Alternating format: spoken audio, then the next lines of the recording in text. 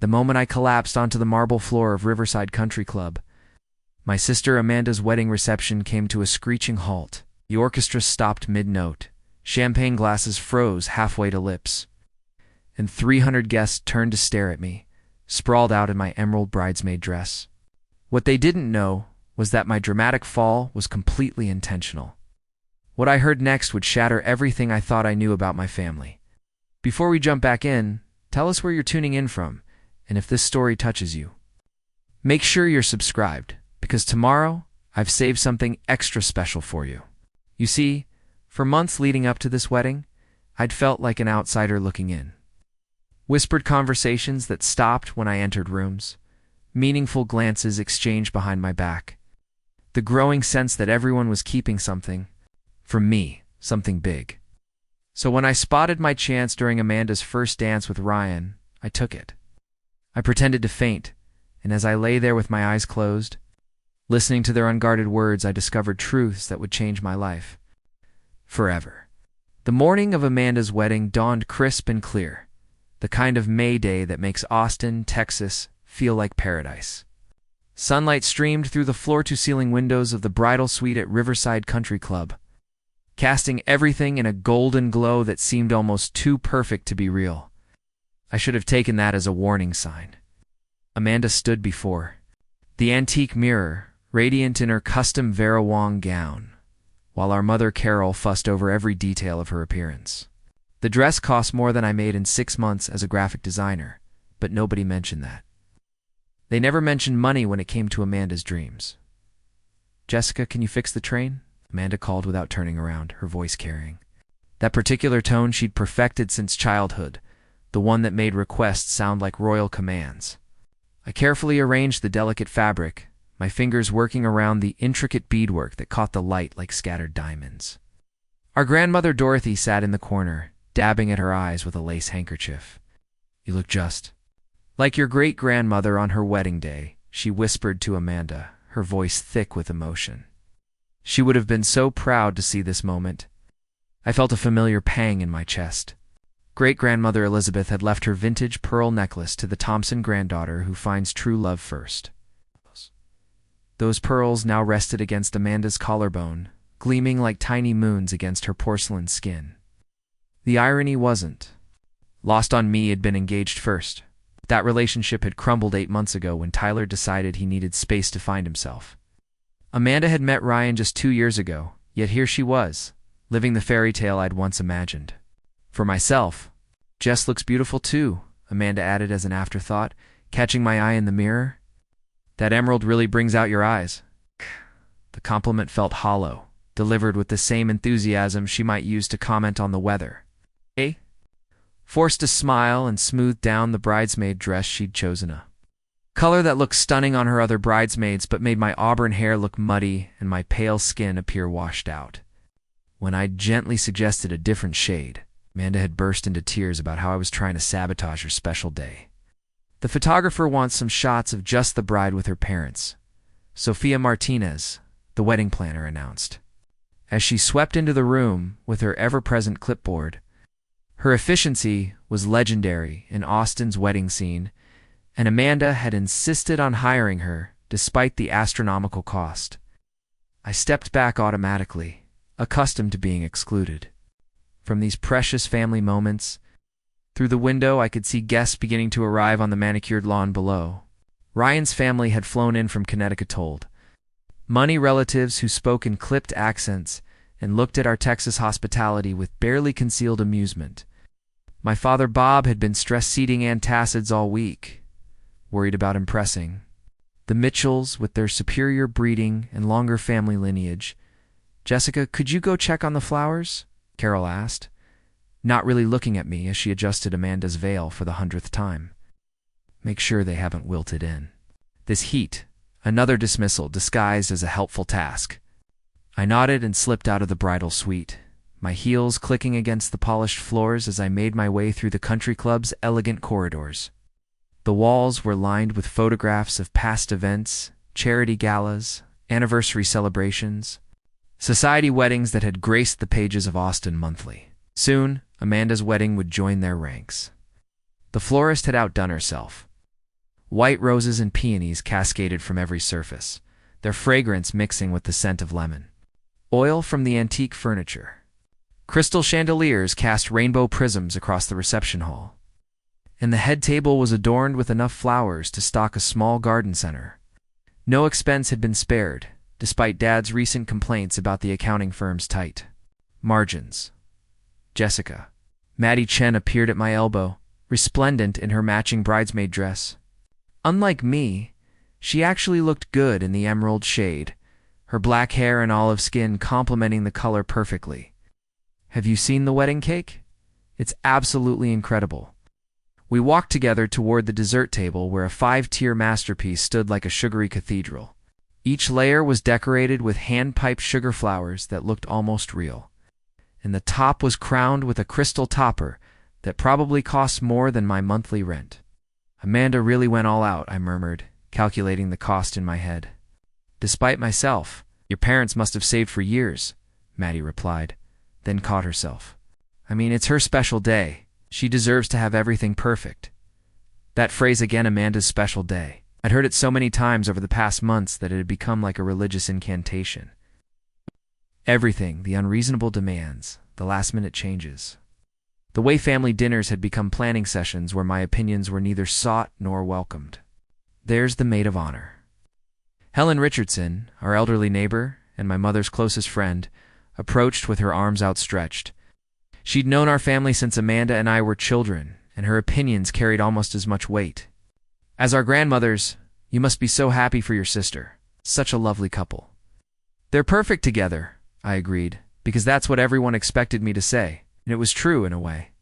Ryan was handsome, successful, and charming enough to win over even our most skeptical relatives. His family's wealth certainly didn't hurt either. The Mitchells owned a chain of luxury hotels across the Northeast. Ensuring that Amanda would never want for anything. It's funny how things work out, Helen continued, her voice taking on that gossipy tone that made my skin crawl. I remember when you and Tyler were planning your wedding. Such a shame that didn't work out, but everything happens for a reason, doesn't it? The comment hit like a physical blow. Tyler and I had never actually planned a wedding. We'd talked about marriage, yes, but his sudden departure had ended. Those dreams, before they could take shape, still Helen's words carried an implication that felt intentional. As if my failed relationship had somehow been necessary for Amanda's happiness.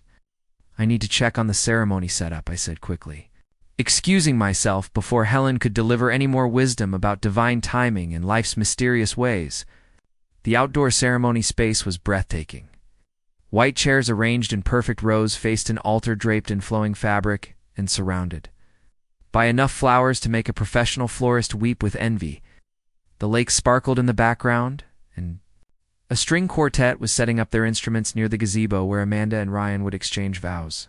Jessica, there you are. Where Tyler Brooks emerged from behind a floral arrangement, and my heart nearly stopped. My ex-boyfriend looked exactly the same, sandy brown hair, crooked smile, the same confident swagger that had first attracted me 3 years ago. What was he doing here? Tyler. What are you? How did you? Amanda invited me, he said, his smile widening. She thought it would be nice for old friends to reconnect, no hard feelings and all that. Old friends. That's what 3 years of relationship had been reduced to in Amanda's mind. I felt heat rising in my cheeks, a mixture of embarrassment and anger that made my hands shake. She didn't tell me you were coming, I managed to say, proud that my voice remained steady. Well, Amanda. She likes surprises. There was something in his tone that I couldn't quite identify, amusement, maybe, or satisfaction. She's always been good at bringing people together. Before I could respond, the wedding planner's voice echoed across the lawn through a portable speaker system. All members of the wedding party, please report to the bridal suite for final preparations. Ceremony begins in 30 minutes. Tyler touched my arm gently. A gesture that once would have sent butterflies through my stomach, but now just felt awkward. We should talk later, Jess. There are things you should know. Things about, he glanced around nervously. Just find me after. The ceremony okay? He disappeared into the crowd of gathering guests before I could ask what he meant. Preparing and narrating this story took us a lot of time, so if you are enjoying it, subscribe to our channel. It means a lot to us. Now back to the story. Things I should know? What things? The uneasy feeling that had been growing in my stomach for months suddenly intensified, like storm clouds gathering on a clear horizon. As I hurried back toward the bridal suite, I passed clusters of guests. Taking their seats, I recognized most of them family friends, relatives, colleagues from Dad's accounting firm. But there were also faces I didn't know, sophisticated-looking people who must have been Ryan's connections. They seemed to occupy a different social stratum entirely, their clothes more expensive, their posture more refined, their conversations peppered with references to places and experiences that felt foreign to my middle-class Texas upbringing.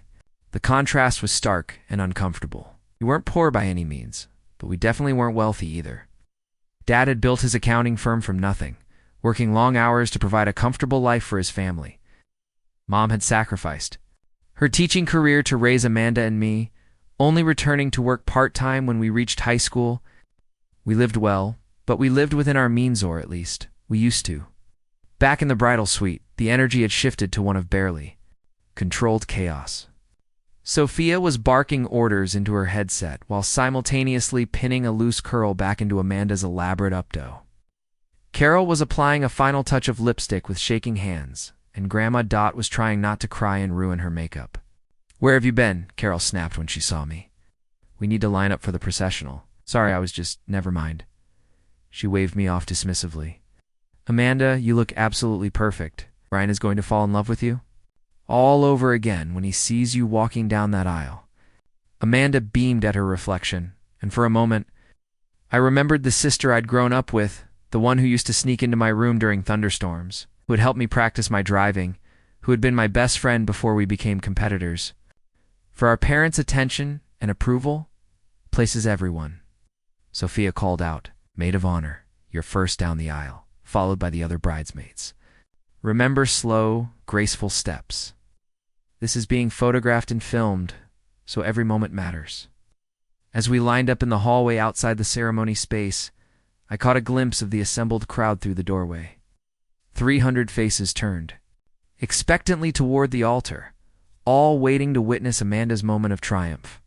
The string quartet began the opening notes of Pachelbel's canon. My heart started racing with a combination of nerves and that persistent feeling that something was terribly wrong. "Ready?" Sophia asked, her hand on my shoulder. I wasn't ready. I felt like I was walking toward something that would change everything, though I couldn't explain why. But Amanda was counting on me, and despite all our recent tensions, she was still my sister. "Ready?" I lied, and stepped into the afternoon sunlight to begin my walk down the aisle toward whatever truth was waiting for me. The ceremony passed in a blur of tears, laughter, and camera flashes. Amanda looked absolutely radiant as she glided down the aisle, her train flowing behind her like liquid silk. Dad walked beside her with obvious pride, though I noticed the slight tremor in his hands that appeared whenever he was under stress. Ryan's face lit up when he saw his bride approaching, and even I had to admit they made a stunning couple. I stood at the altar holding Amanda's bouquet, watching as they exchanged vows they'd written themselves. Ryan spoke eloquently about finding his soulmate, about how Amanda had brought light into his world and made him want to be a better man. Amanda's vows were equally beautiful, filled with promises about supporting each other's dreams and building a life together that would honor both their families. The whole thing felt like a fairy tale, and as I watched them kiss for the first time as husband and wife, I found myself genuinely happy for my sister. Whatever tensions existed between us, whatever secrets people might be keeping, Amanda deserved this moment of pure joy. The receiving line seemed to stretch on forever. Guest after guest congratulated the happy couple, kissed cheeks, and shared heartfelt wishes for their future. I noticed how effortlessly Amanda charmed Ryan's sophisticated relatives, her natural grace and beauty, winning over even the most reserved family members. She had always possessed this gift for making people love her instantly. "Beautiful ceremony," said Patricia Mitchell, Ryan's mother, as she clasped my hands. Her smile was warm, but somehow didn't quite reach her eyes. "You must be so proud of your sister." "I am," I replied honestly. "She's always been special." "Yes, she certainly is. Patricia's gaze lingered on me for a moment longer than necessary. And you're the graphic designer, correct? How creative of you? The way she said creative made it sound like a polite term for unemployed. I forced my smile to remain steady as she moved on to embrace other family members with considerably more enthusiasm. William Mitchell was even more direct in his assessment. Jessica, isn't it? He said, barely pausing for my confirmation. Ryan mentioned you work in advertising. Graphic design, actually. Create visual content for. Ah, yes. Computers and such?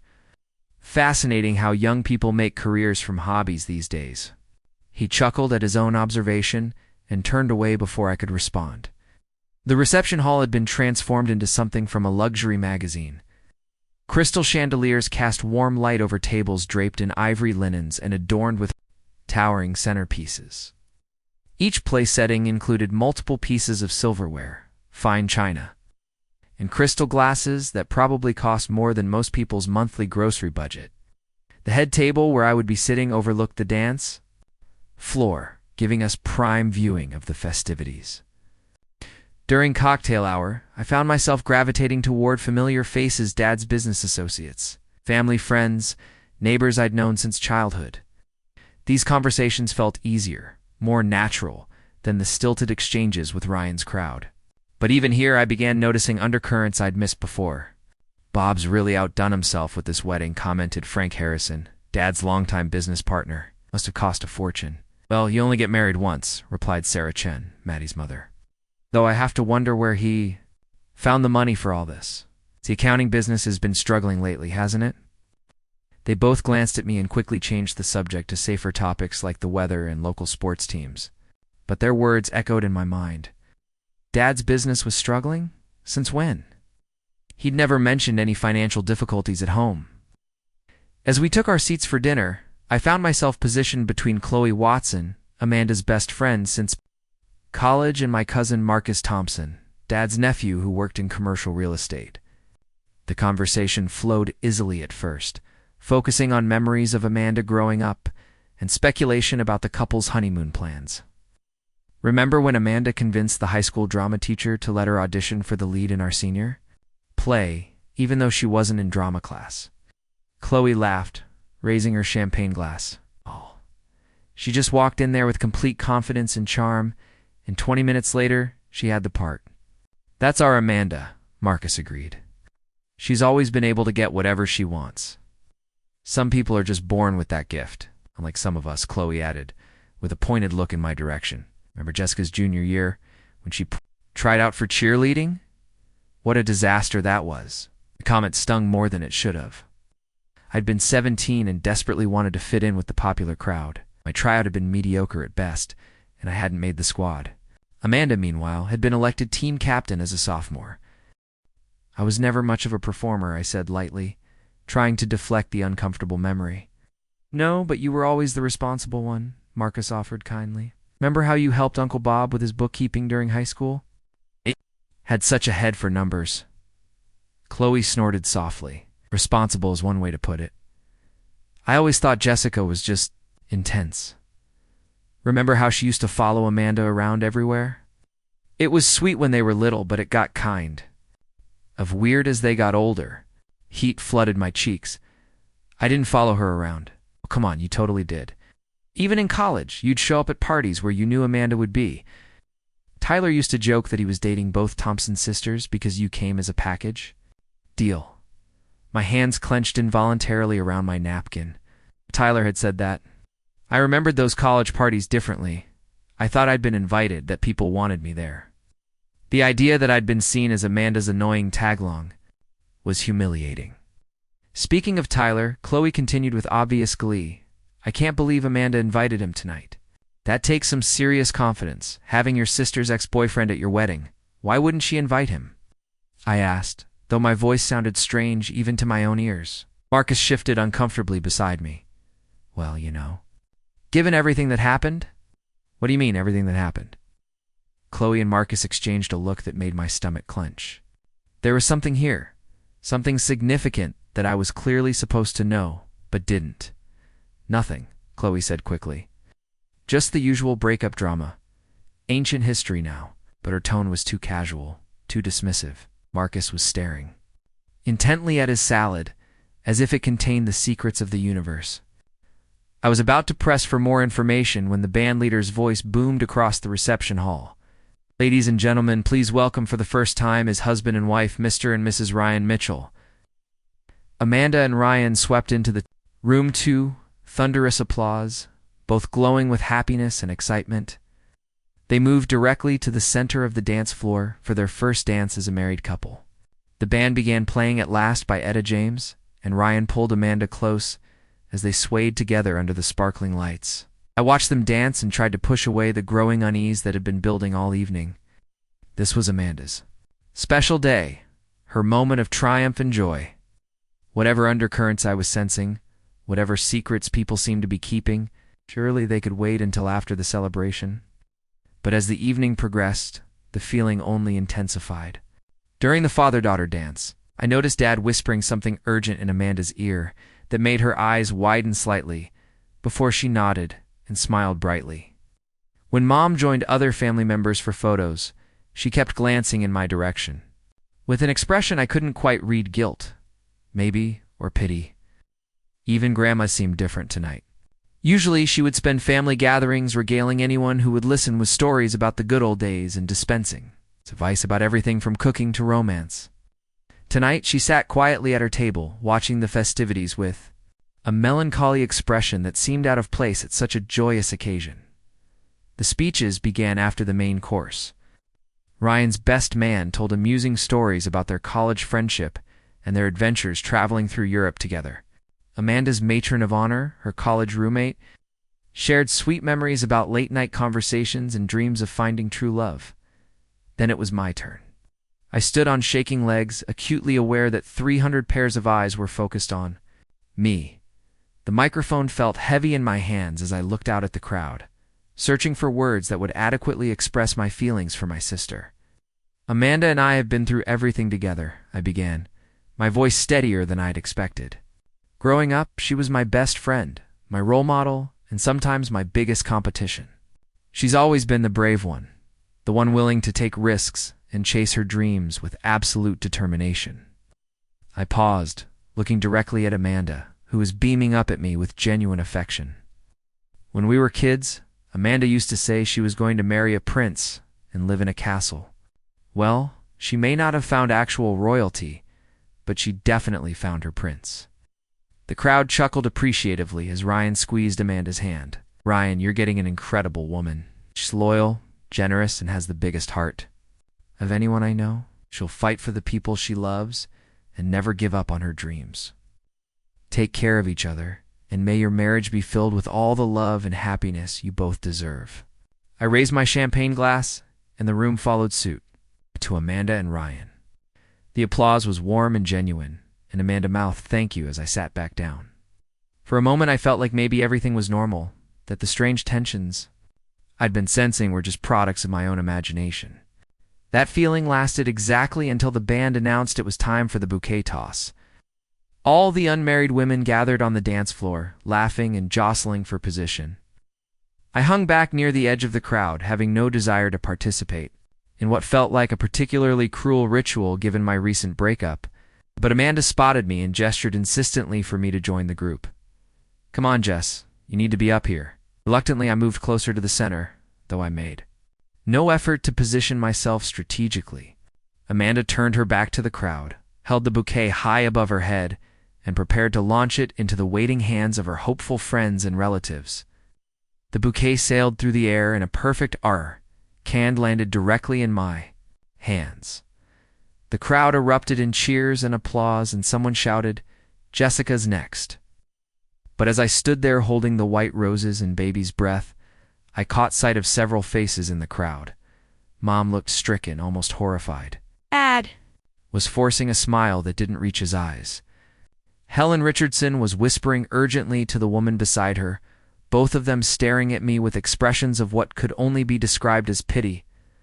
And Tyler was watching from near the bar with a look of such intense sadness that it took my breath away.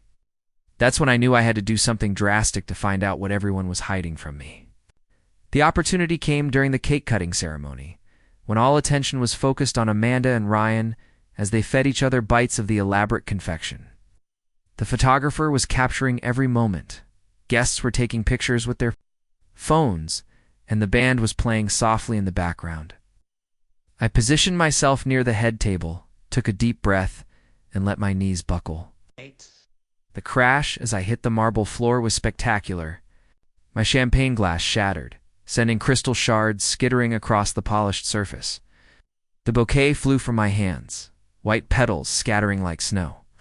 Gasps and shouts erupted from the crowd as chairs scraped against the floor, and people rushed toward me.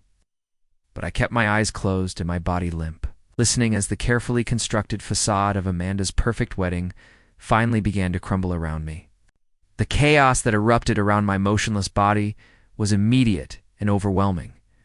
Voices crashed over me like waves, each one revealing fragments of a truth I'd never suspected existed. "My God, Jessica," Amanda's voice cut through the commotion, high-pitched with panic.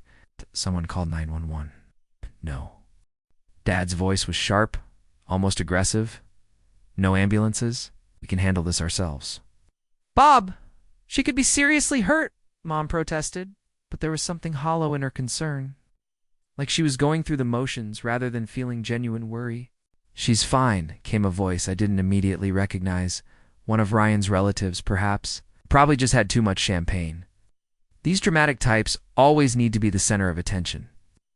I felt hands checking my pulse, someone lifting my eyelids. Through barely parted lashes, I could see faces hovering above me, some concerned, others annoyed, and a few that looked almost guilty. The wedding photographer was still snapping pictures, apparently viewing my collapse as just another moment to document. "Should we move her somewhere private?" Sophia Martinez's efficient voice cut through the crowd. "The other guests are getting restless." "Yes, let's get her to the bridal suite," Mom decided. "Marcus, can you and Ryan carry her?" No strong arms. Lifted me from the cold marble floor, and I let my body remain completely limp as they transported me through the reception hall. Through the gaps in my eyelashes, I could see guests returning to their conversations, the band preparing to resume playing, and Amanda being comforted by her new mother-in-law, Patricia. The bridal suite felt eerily quiet after the cacophony of the reception. It placed me on the velvet sofa, where Amanda had gotten ready just hours earlier, and I heard several people filing into the room behind us. "Everyone out except family," Dad commanded in a tone I rarely heard from him, cold and authoritative. "We need some privacy." I heard shuffling footsteps and the soft click of the door closing. Then silence stretched for what felt like an eternity. I could sense people standing around me, but no one was speaking. The tension in the room was so thick I could practically taste it. Finally, Mom's voice broke the silence, and what she said made my blood run ice cold. "We can't keep doing this. To her, Bob, look at her. She's falling apart, and she doesn't even know why." "Lower your voice," Dad hissed. "She could wake up any second." "Maybe that would be for the best," said a voice I now recognized as Grandma Dot's. "This family has kept too many secrets for too long. That girl deserves to know the truth about Tyler. My heart hammered against my ribs, but I forced myself to remain perfectly still. "What truth about Tyler?" "Mother, please," Dad said wearily. "We've been over this 1,000 times. Some things are better left buried. Better for who?" Grandma Dot's voice was sharper than I'd ever heard it. "Certainly not for Jessica. She's been walking around like a ghost ever since that boy left, blaming herself for something that was never her fault." "It wasn't our place to interfere," Mom said, but her voice lacked conviction. "What happened between Jessica and Tyler was their business." Grandma Dot's voice rose dangerously. "Carol, that boy was cheating on your daughter for months before he broke up with her." "With her own sister's best friend?" "No.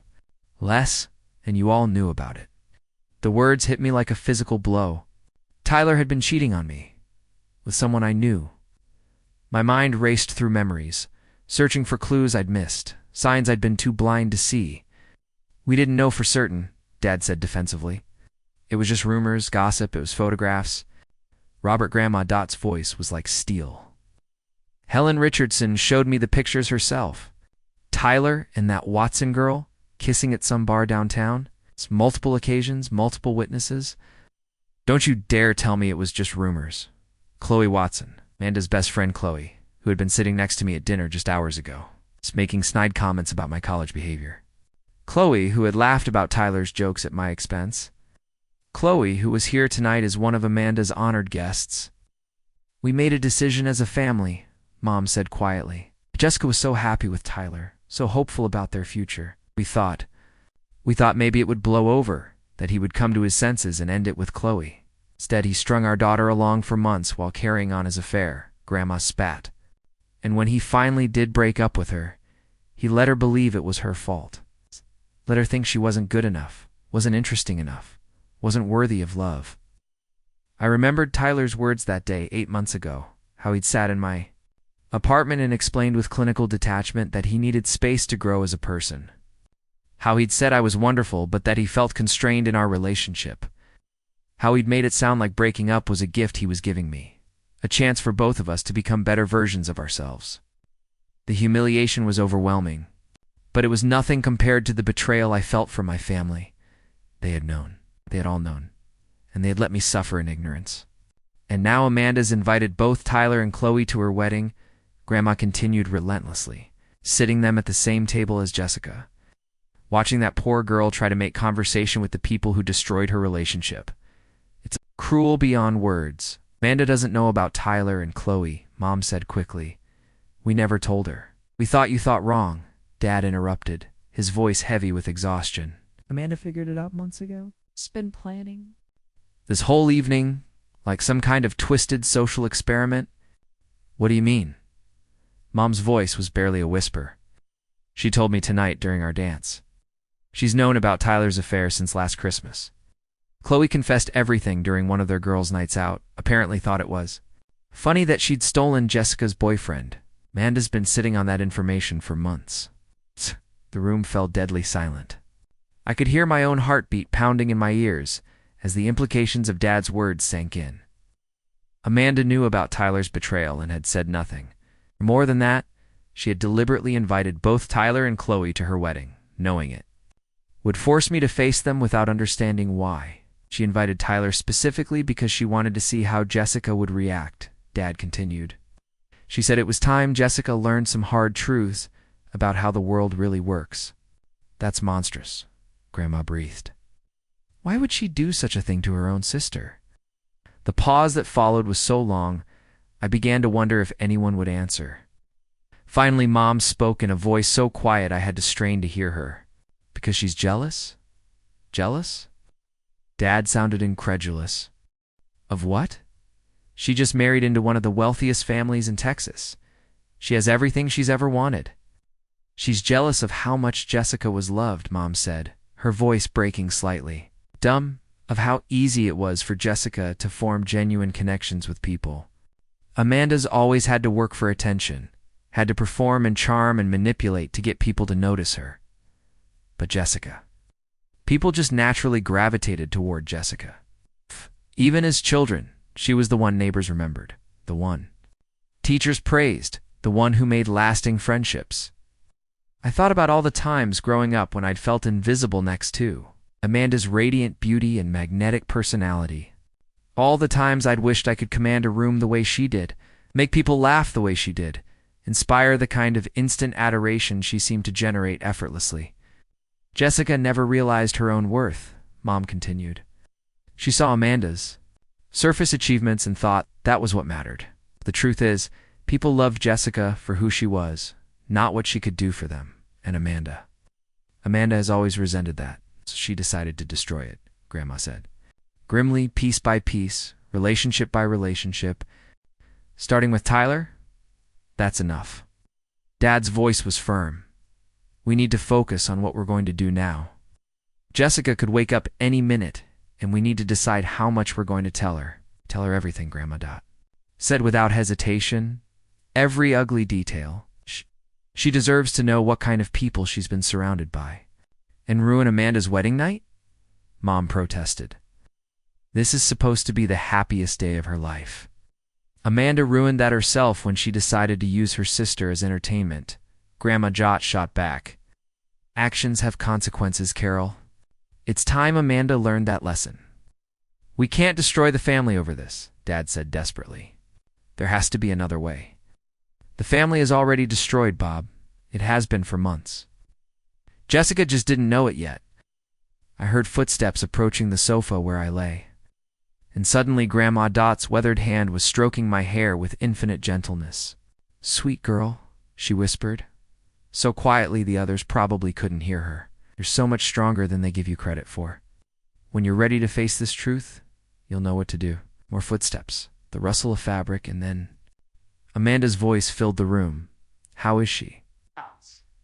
The guests are asking questions, and Ryan's parents are getting impatient. They want to start the farewell reception. The casual concern in her voice, the way she spoke about me like I was an inconvenience rather than her sister, made my chest burn with rage. This was the person I'd loved unconditionally my entire life. The person I'd defended and supported and celebrated, even when it meant diminishing myself. "She's still unconscious," Mom said carefully. "Maybe we should call Dr. Peterson just to be safe." "No doctors," Amanda said sharply. "Not tonight." "Yes. This is my wedding, and I'm not having it ruined by Jessica's dramatics. She'll wake up when she's ready for attention, just like she always does." "Amanda, that's a terrible thing to say about your sister," Grandma admonished. "Is it?" Amanda's voice was cold now. All pretense of concern dropped. "Come on, Grandma. We all know Jessica has been jealous of me her entire life. She couldn't stand that I was getting married while she's still single and pathetic. This little fainting spell is just her way of trying to steal some spotlight." "You invited Tyler," Dad said quietly. "You knew what that would do to her." Amanda was quiet for a moment, and when she spoke again, there was something almost gleeful in her tone. "I invited Tyler because it was time Jessica learned the truth about what kind of person she really is. He told me everything, how clingy she was, how desperately she clung to their relationship, even when it was obvious he wanted out, how she embarrassed herself trying to be someone she wasn't. Tyler's version of events is hardly reliable," Grandma said icily, "considering he was carrying on an affair for most of their relationship." Amanda laughed, a sound like breaking glass. "Oh, Grandma, you still don't get it, do you? Tyler didn't choose Chloe over Jessica because of some grand passion. He chose her because Jessica was so forgettable that it was easy to replace her." The cruelty in her voice was breathtaking. This wasn't the sister I'd grown up with, the person I'd thought I knew better than anyone else in the world. This was a stranger wearing Amanda's face, speaking words designed to cut me into pieces. "That's enough," Mom said, but her voice lacked any real authority. "No, it's not enough," Amanda continued, her voice rising with emotion. "Do you know what it's been like living my entire life in the shadow of perfect Jessica? Saint Jessica, who never did anything wrong, who everyone automatically loved, who got all the attention without even trying? I had to fight for every scrap of recognition while she just existed and people adored her for it. That's not true, and you know it," Dad said firmly. "You were always our star, Amanda. You were the one who I was the one who performed." Amanda cut him off. "I was the one who learned to sing and dance and charm people because that was the only way. I could compete with Jessica's natural likability. Do you have any idea how exhausting it is to always be on? To never be able to just be yourself because yourself isn't good enough?" There was genuine pain in her voice now, years of resentment and insecurity finally spilling out. Part of me wanted to sit up, to tell her how wrong she was, to explain that I'd spent my entire life feeling inadequate, compared to her obvious talents and effortless beauty, but the larger part of me was still reeling from the revelation of her deliberate cruelty, her calculated decision to humiliate me at her own wedding. "So you decided to tear Jessica down instead of building yourself up," Grandma Dudd observed. "How sad for you, dear, and how much sadder for the family you've destroyed in the process." The room fell silent again. I could feel the weight of secrets and resentments that had been building for years, maybe decades. This wasn't just about Tyler's affair or Amanda's wedding. This was about fundamental cracks in our family foundation that had been carefully hidden beneath a veneer of middle-class respectability and manufactured harmony.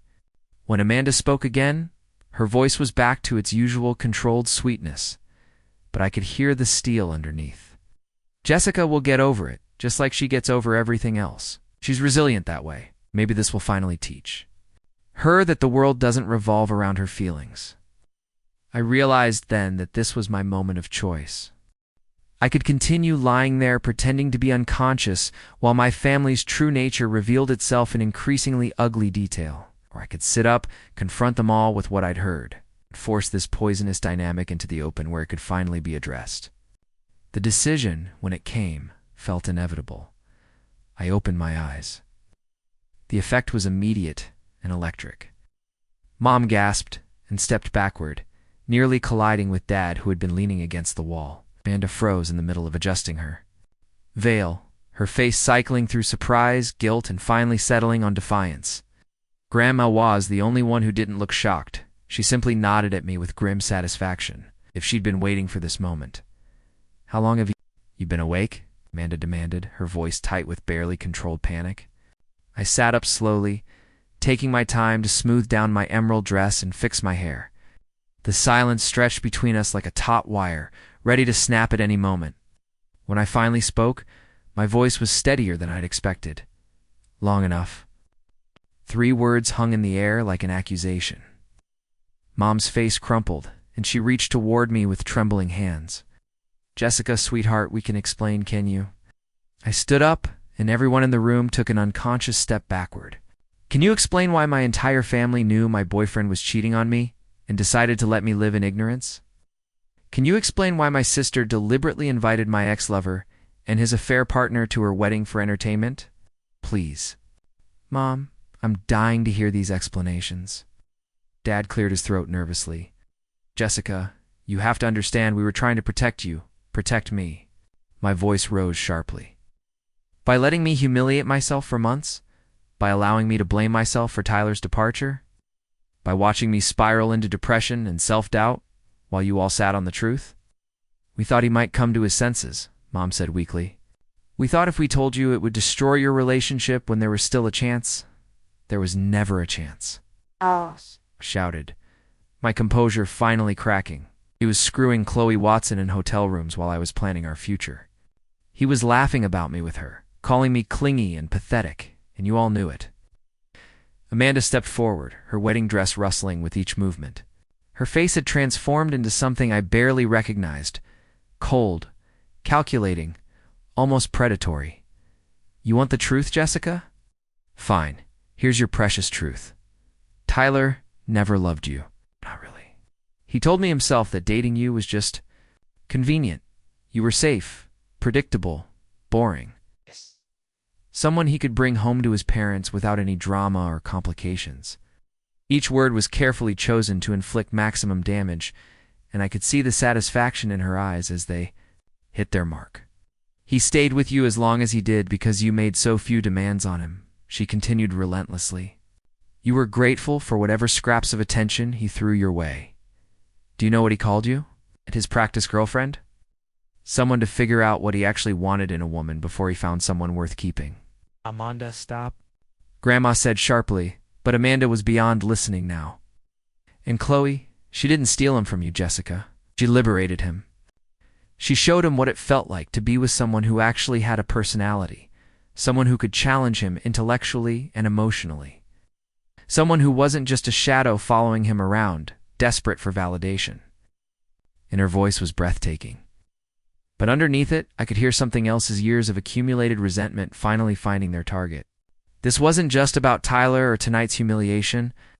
This was about every moment of our childhood, when Amanda felt I'd received attention she deserved.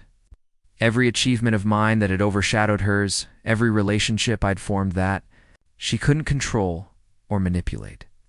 "You're right," I said quietly, and the surprise on her face was almost comical.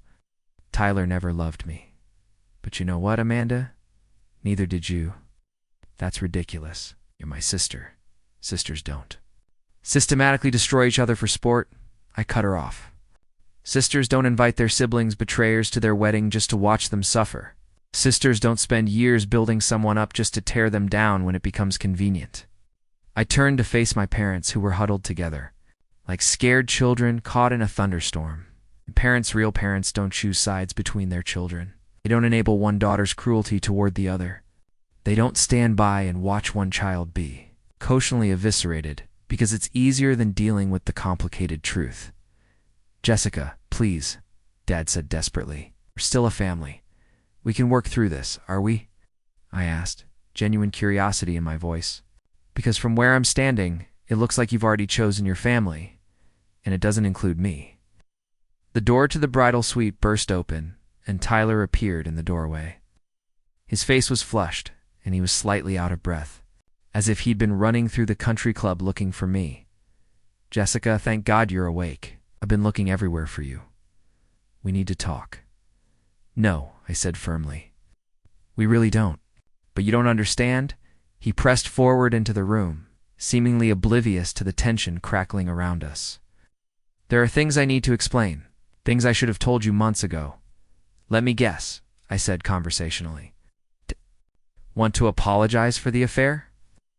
You want to explain how it just happened, how you never meant to hurt me, how Chloe pursued you and you were weak? You want to make yourself feel better by confessing everything and asking for my forgiveness. Tyler's mouth opened and closed soundlessly. That had clearly been exactly his plan. Here's the thing, Tyler, I continued, my voice growing stronger with each word. I don't care about your guilt. I don't care about your explanations or your apologies or your desperate need to be absolved. What you did to me was unforgivable. But what my family did to me was worse.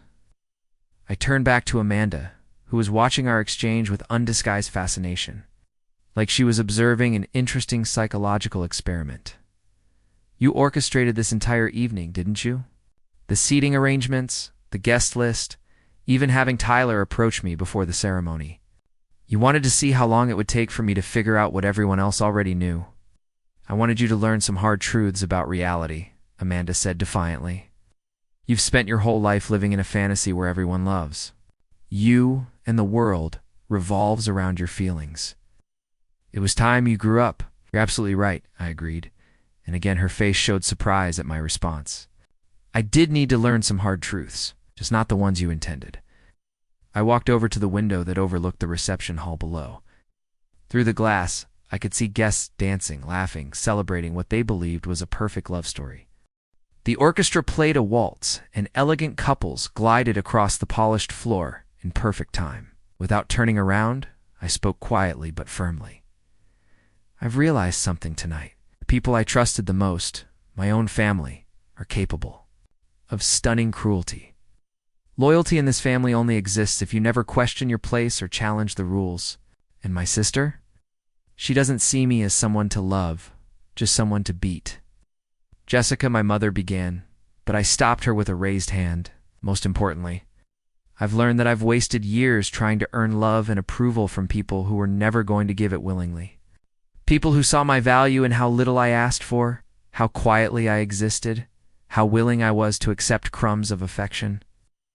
I finally turned around, and I caught a look from Grandma Dot, something between pride and recognition. Oh. So thank you. Amanda, this has been very eye-opening. Tyler stepped forward, his desperation plain. Jessica, please, just let me explain, I said no. My voice was final. He stopped immediately. You chose to betray me 8 months ago instead of ending things like an adult. You chose it again every time you let me believe I was to blame. And tonight, you showed up to ease your own guilt, not to take responsibility. But I love you, he insisted, though even he didn't sound convinced. No, you don't, I said calmly. You love the idea of being forgiven. You love the chance to rewrite this story so you're not the bad guy. But you never loved me. Amanda stepped in, her expression twisted with emotion. I couldn't quite. Name, this is my wedding night, she snapped. You're ruining it with your drama like always. Actually, I said, reaching into my clutch and pulling out my phone, I think your wedding is about to get a lot more interesting. The room fell silent as I held up the phone, showing a voice recording app. You recorded us? My father asked. Quietly. Every word, I confirmed, Amanda admitting she planned tonight's humiliation. Tyler calling me his practice girlfriend. In your conversation about covering up his affair, it's all here. Amanda went pale beneath her makeup. You can't do wouldn't what? All true. Funny. How scary honesty. Gets when you've got something to hide. I turned toward the door, heels echoing against the marble. Before I left, I looked back once more. I'm heading downstairs to enjoy your reception. I'll dance, eat your overpriced cake, and toast. What's sure to be a memorable marriage. And then I'll go home and start building a real life with people who love me for who I am. Jessica, wait, Grandma called. Let me come with you. I smiled my first genuine smile all night. I'd love that, Grandma. As we walked out together, Amanda's voice shrieked behind us, full of panic. If you leave now, if you do this to me tonight, don't come back. You'll be dead to this family. I paused at the doorway and looked at her one final time. She stood there, in her flawless white gown, surrounded by the mess she'd created, and I felt a strange, unexpected pity. I've been dead to this family, Amanda. Just didn't know it until tonight. Grandma gently took my arm, and we stepped into the hallway. Behind us, voices began to rise, arguments breaking out as the family's fragile illusion finally collapsed. Now, for the first time in a long while, I could breathe. We descended the grand staircase, arms linked. Below us, the reception carried on, guests laughing, drinking, dancing, unaware of the confrontation upstairs. The music picked up, couples twirled joyfully, glasses sparkled under the lights. How do you feel, dear? Dear, Grandma asked softly. Lighter, I admitted. Light. Like I finally dropped a weight I didn't know I'd been carrying. We headed to the bar. I ordered my first real drink of the evening, something strong. The bartender, a young man with kind eyes, poured a generous whiskey and gave me a sympathetic smile. Rough night? He asked. Actually, I said, taking a sip and savoring the burn. This might be the best night I've had in years. Grandma chuckled beside me and ordered a glass of wine. That's my girl. Sometimes rock bottom gives us the clearest view. Soon, I noticed guests starting to glance our way. Word was spreading. Something had happened to the maid of honor, and curiosity was thick in the air. Some looked worried, others intrigued, some seemed almost relieved. Maddie Chen reached us. First, clearly concerned, Jessica, are you okay? I heard you fainted. And Amanda ran down like she saw a ghost. I looked at her, someone who'd known me since college, who had watched my relationship with Tyler unfold. Maddie, can I ask you something, of course? Did you know about Tyler and Chloe? She went pale instantly, and that told me everything. She sank into a nearby chair. Oh God, Jessica. Wanted to tell you, but Chloe made me promise. She said it would destroy you. That it was better you didn't know. How long? I asked, keeping my voice steady. Since last spring, maybe? Earlier, I saw them together at a conference in Dallas. When I confronted her, she admitted it. She said Tyler was going to leave you anyway, that she was just helping it along. Everything clicked into place. The Dallas conference had been in March almost a year ago. He'd been cheating on me the entire final year while I planned our future and blamed myself for his distance. I'm so sorry, Maddie whispered, tears running down her face. I should have told you. I sat beside her and took her hands. Thank you for telling me now? That took guts. What are you going to do? Before I could answer, I noticed a stir at the main entrance. Amanda and Ryan were pushing through the crowd. Amanda's face was calm, but her eyes burned with fury. Shh. Moved like someone on the hunt until she spotted me. Showtime, Grandma Dot whispered. Amanda approached our table with Ryan trailing behind her, his expression confused and concerned. She was still breathtakingly beautiful in her wedding gown, but there was something brittle about her now, like expensive porcelain with hairline cracks running through it. Jessica, she said, her voice honey-sweet, but carrying an undertone of steel. I'm so glad you're feeling better. Ryan and I were worried sick about you. Ryan nodded earnestly. How are you doing? Should we call a doctor? I looked at Ryan really. Looked at him and saw genuine care in his expression. Whatever Amanda had told him about my collapse, it clearly wasn't the truth. He had no idea what his new wife was capable of, what kind of person he'd just committed his life to. I'm fine, Ryan. Thank you for asking. I stood up, meeting Amanda's gaze directly. Actually, I've never been better. Something flickered across Amanda's face, uncertainty, perhaps, or the first hint of real fear. Well, that's wonderful, she said, her smile never wavering. I know how much family means to you, and I'd hate for anything to come between us. We're sisters, after all. Nothing could ever change that. The manipulation was so smooth, so practiced, that I almost admired her skill. She was offering me a way back into the family fold, a chance to pretend tonight had never happened, if I would just play along with her version of events. "You're absolutely right," I said, pulling out my phone. "Family's everything. That's why I think Ryan should hear this." I pressed play on the recording, and my sister's voice filled the space between us with crystal clarity. Tell her never. "Loved you. Not really. He told me himself that dating you was just convenient. You were safe, predictable, boring." Ryan's face went through a series of expressions: confusion, shock, and finally something that looked like disgust. Around us, other guests were beginning to gather, drawn by the obvious tension and the sound of the recording playing. Someone to figure out what he actually wanted in a woman before he found someone worth keeping. Amanda lunged for the phone, but Grandma was faster than she looked. She caught Amanda's wrist in a grip that made her gasp. Let it play. "Dear Grandma," said sweetly, "everyone should hear what kind of person you really are." The recording continued, each cruel word landing like a physical blow. I watched Ryan's face change as he heard his new wife describe her systematic emotional torture of her own sister. Her deliberate orchestration of tonight's humiliation. When it finished, the silence was deafening. Guests stared at Amanda with expressions ranging from shock to revulsion. Some pulled out their phones, clearly preparing to document whatever happened next. Ryan looked at Amanda like he was seeing her for the first time. "Is this true? Did you really do all of this?" Amanda's composure finally cracked.